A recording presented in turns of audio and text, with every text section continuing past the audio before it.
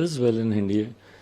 लंबे समय से बातचीत का दौर चल ही रहा था और ज़रूर हम लोग की कुछ कंसर्न्स थे जिन पर चर्चाओं का कुछ दौर चला और बहुत अहमीकेबली, बहुत सकारात्मक तरीके से इन विषयों पर एक सहमति बन गई और लक्ष्य हम लोग का 2024 है। 2024 के लोकसभा और आने वाले समय में 2025 के विधानसभा, उस लक्ष्य की ओर एनडीए मजबूती से अब आगे बढ़ रही है।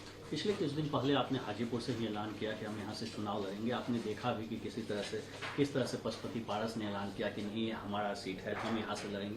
क्या हाजीपुर को लेकर आपकी बात बन गई है और आप हाजीपुर से ही चुनाव लड़ेंगे, ऐसा माना जाए? देखिए, मैं इतना ज़रूर कहूँगा कि मैं हाजीपुर से ही चुनाव लड़ूंगा। अब गठबंधन के भीतर क्या बातचीत हुई नहीं हुई उसको साझा करना सार्वजनिक मंच पर उचित नहीं रहेगा, बट इतना ज़रूर स्पष्ट है कि हाजीपुर से लोक जनशक्ति पार्टी रामविलास ही चुनाव लड़ेगी। और एनडीए में चूंकि आप शामिल हो गए हैं और बिहार में एक बड़े नेता के तौर पे आप जाने जाते हैं, तो बिहार में जिस तरह से महागठबंधन वर्सेज एनडीए का जो गणित है, इसको कैसे कहा जा रहा था कि बड़ा चुनौतीपूर्ण है वहां पे महागठबंधन को हराना 2024 में? मुझे नहीं लगता कि कोई बहुत बड़ी चुनौती है और ख़ास तौर पर मुख्यमंत्री नीतीश कुमार जी की विश्वसनीयता जिस तरीके से हाल फिलहाल के वर्षों में बार बार गठबंधन बदलने की वजह से प्रश्न चिन्ह के दायरे में आई है, तो ऐसे में मुझे लगता है कि जिस गठबंधन का हिस्सा मुख्यमंत्री नीतीश कुमार जी होंगे उस गठबंधन को नुकसान ही होगा। और ये उपचुनाव ने दर्शाया भी है, बिहार में कुर्नी हो या गोपालगंज हो या for that matter even Mokama, जहाँ पे भी उपचुनाव हुए हैं। ऐसे में मुझे लगता है कि एनडीए और जिस स्वरूप में अब एनडीए वापस आ रहा है बिहार में, मुझे लगता है 2024 इवन 2019 से बेहतर ही होगा, क्योंकि एक सीट हम लोग 2019 में हम लोग हार गए थे। तो मुझे लगता है 40 की 40 सीटें भी अगर हम लोग जीत जाएं तो कोई आश्चर्य नहीं है। नीतीश कुमार चूंकि एनडीए के महागठबंधन के या कहें कि विपक्षी नेता पार्टियों के बड़ा चेहरा बनना चाहते हैं, वो बेंगलुरु में है और वहां पर पोस्टर लगा हुआ है कि किस तरह से भागलपुर में ब्रिज कोलैप्स हुआ है, किस तरह से अनस्टेबल मैन है। कैसे आते हैं भाई? मुख्यमंत्री जी के साथ विकास से जुड़ी योजनाओं पर प्रश्न चिन्ह तो हमेशा से रही हैं और मेरे भी सवाल उनसे यही रहे कि इन 18 सालों में उन्होंने ऐसा किया क्या बिहार या बिहार की जनता के लिए।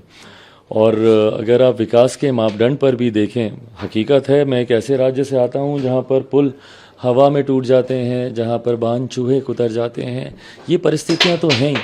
और ऐसे में मुख्यमंत्री जी को जो जिम्मेदारी या जो जवाबदेही लेनी चाहिए उस पर वो खरे उतरे नहीं हैं। तो ऐसे में जनता का भी विश्वास, भाई 2020 में भी जनता ने कम से कम उन पे तो विश्वास नहीं किया था।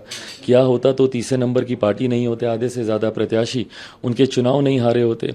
और आज जब वो देश का नेतृत्व करने का सपना देख रहे हैं तो पहले बताएं ना कि बिहार में उन्होंने क्या किया, बिहार का कौन सा ऐसा विकास का मॉडल है जिसको वो लेकर देश की जनता के सामने जाएंगे विकास की बातें करने के लिए या अपना नेतृत्व स्वीकार करवाने के लिए।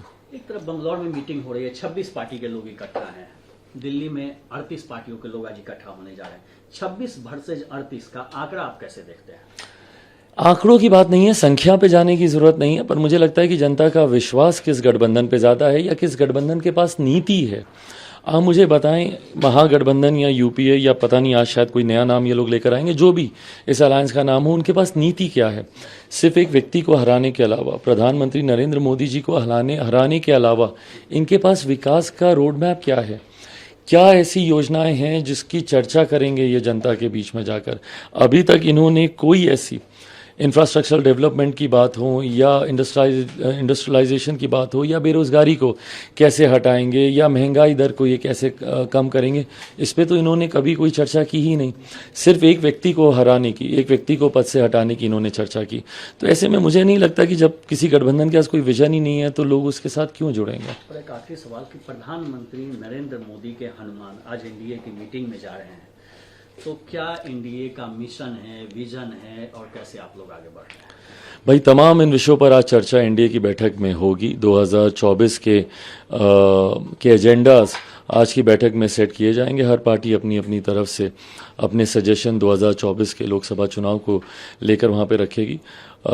मुझे पूरी उम्मीद नहीं, पूरा विश्वास है कि इस बैठक से एक नई ऊर्जा, एक नए उत्साह के साथ, एक नए स्वरूप में और बहुत सशक्त और बहुत मजबूत स्वरूप में एनडीए गठबंधन 2024 की लड़ाई के लिए सामने आएगा।